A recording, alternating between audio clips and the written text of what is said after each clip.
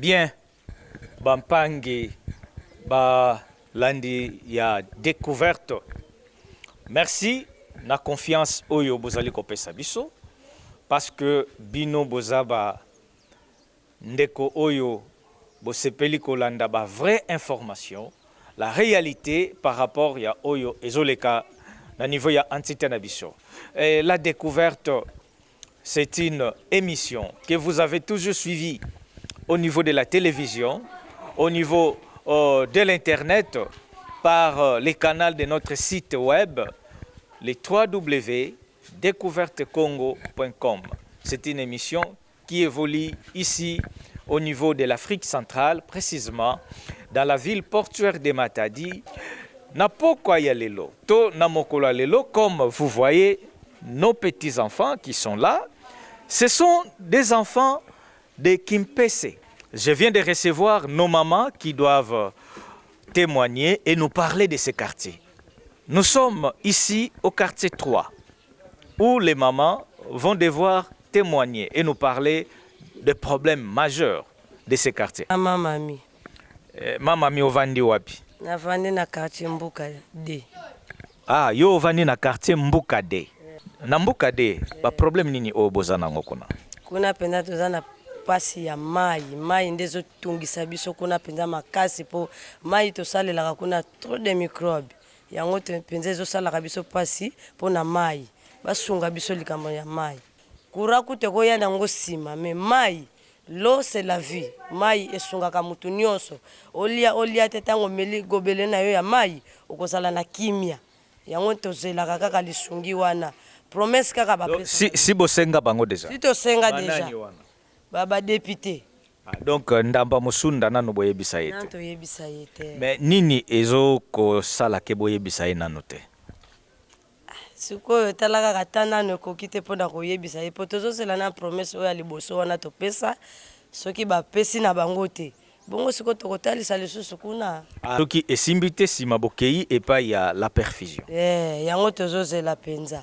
Biso to déclarer kaka likambo na mai bango pe soki bakozala na motema mawa balobela biso pona likambo mai kaka kate même awa na ba quartier se banzela tozoleka tala banzela za mabe ba poto ba salité donc izo simba kutu donc nzela pena kitoko te ba matiti e bala baba Kongo kya mbote kiedwe.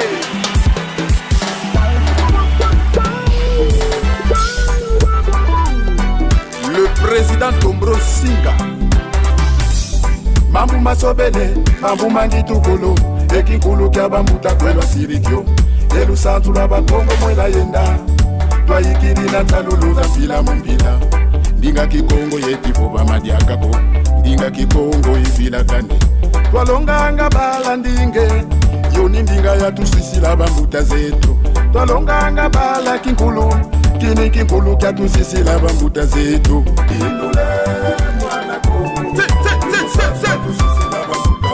Wamamu yula luvila lukatuka Wakafutula murumputu je ne connais pas Indule mwana kongo Ulusansu la tusisi la bambuta Indule mwana kongo Ulusansu la tusisi. Son Excellence Ndamba Musunda la perfusion Papa Riki ingénieur. Voilà. Nous voulons vivre autre chose sur nos quartiers ici à Kimpese. C'est la découverte qui est descendue à Kimpese pour la 1e fois, voir la réalité. La réalité de nos quartiers, le développement que nous avons toujours prôné, mais dans cette émission, nous vivons la réalité. Nous ne vivons pas des montages, mais la réalité. Parce que Kimpese, c'est une grande cité touristique avec des chaînes de montagnes comme vous les voyez. Dans les images, nous avons ce grand site de Vampa conduit par Madame Irène que vous êtes en train de voir dans ces images. Mais pour accéder au site, il fallait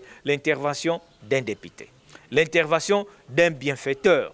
Et de ces bienfaiteurs, nous sentons que le passage est honoré en ces jours. Tout le monde a la facilité de traverser la rivière Lukunga. Mais dans des quartiers, il y a encore des problèmes.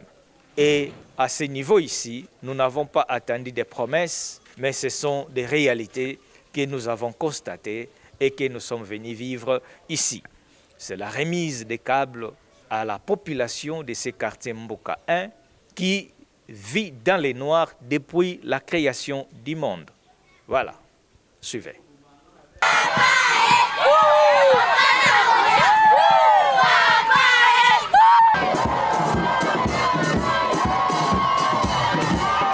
Meteluta nitakuza tu la nsinga mia kura kwako. Sonne samba la perfusion pardon. Qu'est-ce qu'il y a beto kina kia mbote tumwene dia tu yanga ile kibeni muda muda nkintemu za kota kumbuka. Tozana mbuka 1 na kata kimpese yao.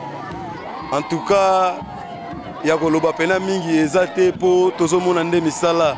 Tozomona misala ya papa na biso ndamba musunda la perfusion a papa ya libota les sel papa totikala na mboka oyo vraiment longoni anaye longoni ape longoni alisusu likolo ya nyonso oyo ya sala kapona biso bana na bamboka oyo po to umeli na mulili to nyokwami na mulili esengo makasi komona papa akanisi biso lisusu po ya kotia biso na lumière abengani molili na kati ya selili mbuka 1 en tout cas longoni apena tozana esengo makasi ya komona ye. Nous sommes venus au niveau de Mboka 1 dans le secteur de Kimpese. C'est une agglomération qui est plus proche de la cité de Kimpese, qui souffre d'un problème de développement. Ils avaient posé un problème de l'électrification dans leur quartier. Et comme ils avaient un comité qui s'est organisé, ils devraient avoir un câble de 35 carrés.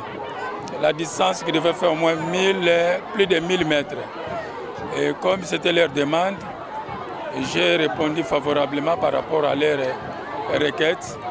Et je suis venu déposer ces câbles qu'ils avaient demandé. C'est comme ça que nous avons déposé au moins 2 rouleaux de 530 mètres chacun pour les permettre pour qu'ils soient branchés, connectés dans les réseaux d'électricité. Quoique c'est dans les secteurs, mais nous faisons quelque chose pour que les quartiers puissent bénéficier du développement de la cité. Raison pour laquelle nous sommes venus ici. Et c'est comme ça que vous avez senti l'ambiance de cette communauté. Voilà notre raison d'être ici. Excellence Ndamba Musunda la perfusion. Bienvenue ma pouille les conseillers. Au thème ya Mama China. Ndamba Musunda. Denitonde Esemo. Ndamba Musunda. Chris Matondo. Ndamba Musunda. Emmanuel Temisi Abatwe. Aparata les conseillers. Non pas Bakutakale. Ndamba Musunda. Pascal Monadio. Ndamba Musunda. Abe Achou. Ndamba Musunda. Geufobelanga bangwe. Geufobelanga bangwe. Ete bienvenu Bilafu. Malaba Buka baba kini couré. Bukade baba kini couré. Yaya la perfusion mwana ngalier. Costa Mikado.